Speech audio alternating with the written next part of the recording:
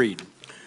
Thank you, Mr. Director. The Special Counsel report on the investigation into Russian interference in 2016 presidential election concluded, and I quote, "The Russian government perceived it would benefit from a Trump presidency and worked to secure that outcome."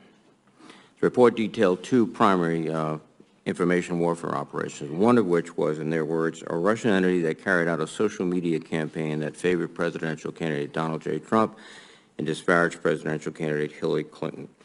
Director Wray, based on your intelligence at the moment, do you conclude that the Russians still have the same goal and intention to support President Trump in next year's election, as the Special Counsel's report indicated?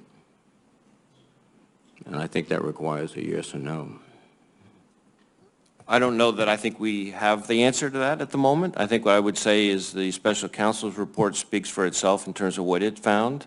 And we continue to assess that the Russians are focused on sowing divisiveness and discord in this country and pitting us against each other. And that part, I think, we see alive and well. But you have no further indication of a preference for a candidate at this point? I don't think there's anything that I could share at this particular point in time. Would you commit to making public at a point that you have sufficient information and intelligence that there is a preference by the Russians that is guiding their information operations? I think that would be critical to the American public. Well, certainly we want to make sure that both the Congress and the American public get the information they need to have. Anytime you start raising hypotheticals involving counterintelligence efforts, I want to be really careful about what I commit to, given my commitment to protecting sources and methods, protecting ongoing investigations, and to protecting our relationships with foreign liaison partners. It's not about sources and methods, Mr. President. I think there's been a lot of criticism previously, and many from our Republican colleagues, that President Obama didn't do enough to alert the American public that there was a concerted effort directed at supporting President Trump, as was established very clearly in the Mueller report.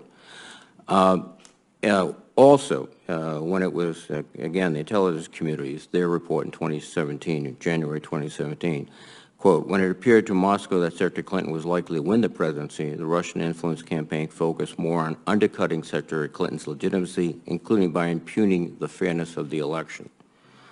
In fact, there was an indictment last year, last October, in the Eastern District of Virginia, of a Kremlin-linked troll group, the Internet Research Agency, posing as Americans, deployed messages about voter fraud through social media throughout the United States. Are you, looking at the 2020 election, anticipating another attempt to discredit the credibility and the legitimacy of the election?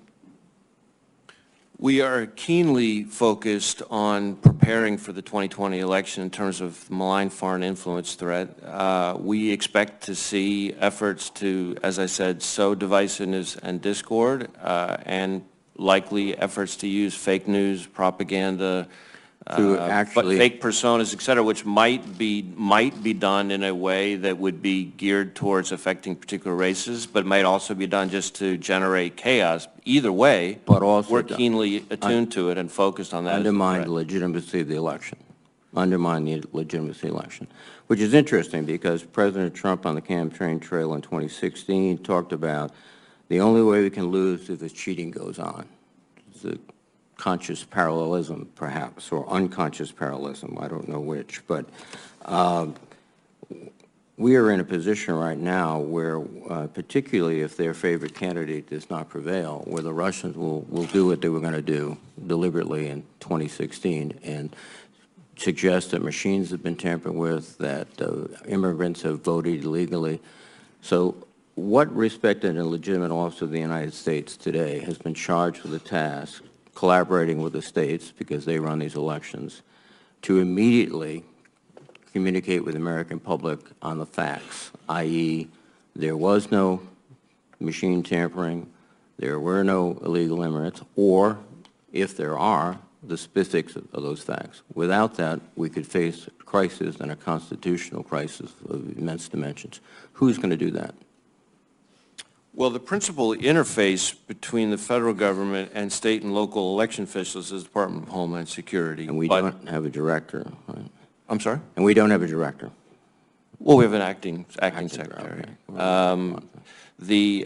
And I think in terms of putting out information, what I've experienced during my 20 months on the job when it comes to putting out information about election influence or election interference is that we, the Office of the Director of National Intelligence and the Department of Homeland Security, all work together in terms of trying to put out public messaging. Has the President directed you or anyone else to be prepared to do this?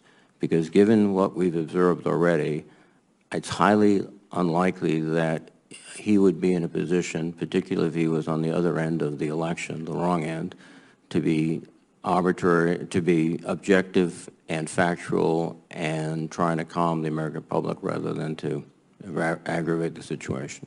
Have you been directed, or has he directed you to do that? We have had, the group that I've described a minute ago, meaning FBI, ODNI, NSA, DHS, and others, have had a number of meetings that, some of which included the President himself chairing them, that have been focused on our efforts on how we can up our game to protect our elections and our democracy. Thank you. Thank you.